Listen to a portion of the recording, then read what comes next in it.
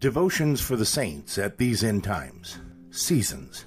Hebrews 11:32. And what shall I say more? For the time would fail me to tell you of Gideon, and of Barak, and of Samson, and of Jephthah, and David, also Samuel, and of the prophets, who through faith subdued kingdoms, wrought righteousness, obtained promises, stopped the mouths of lions, quenched the violence of fire, escaped the edge of the sword, out of weakness were made strong, waxed valiant in fight, turned to fight the armies of the aliens.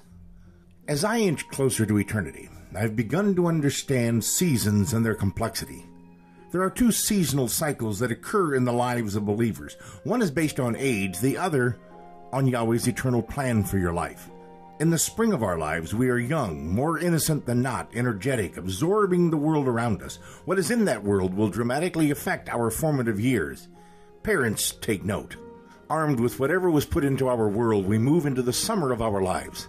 The time of adolescence, growing in strength, stamina, learning and living, we are strong, and life seems unending, and opportunity plentiful. As we move into that season between summer and fall, our maturing years with children to raise, college to save for, dentists, braces, soccer, baseball, ballet, and class plays, life is hectic, and it's easy to get so wrapped up in life that we miss a good deal of it. But beware of constant commotion and promotion that you forget the one thing needful, devotion. As we move into the fall of our lives with children raised, life unfolds at a bit more of a sane pace, and often we have a chance to reflect on what it is we have learned over the years. Both the natural lessons as well as the spiritual lessons seem more tangible now. The colors of the fall of our lives aren't necessarily brighter than before, but perhaps because of the acquired wisdom, we notice them more. We can appreciate the crimson, golden, and purples in our lives. But remember that fall is a reminder that winter comes, and each soul must be prepared for when the days are short, skies gray, and still the noise of battle rings in our ears. And as winter slowly gathers around us, we can both look back on the life of service to Yahweh and look forward to that which is yet to be revealed. Perhaps closer now spiritually to our Redeemer than ever before, we begin to notice that the tears now filling our aging eyes are not tears of sorrow, but tears of joy for the blessings, the journeys, the battles, and even the scars, which remind us of the glory of the crusades we have fought alongside our blessed Messiah. It is a time of reflection on the past, of wisdom in the present, and longing for that blessed day when battles have ceased, the tumult of war ended, and we will be forever at peace with Him. These are the natural seasons in our lives, but the Lord has seasons in our lives also. There are seasons of apprenticeship. There are times of following faithfully those whom the Lord has put into our lives.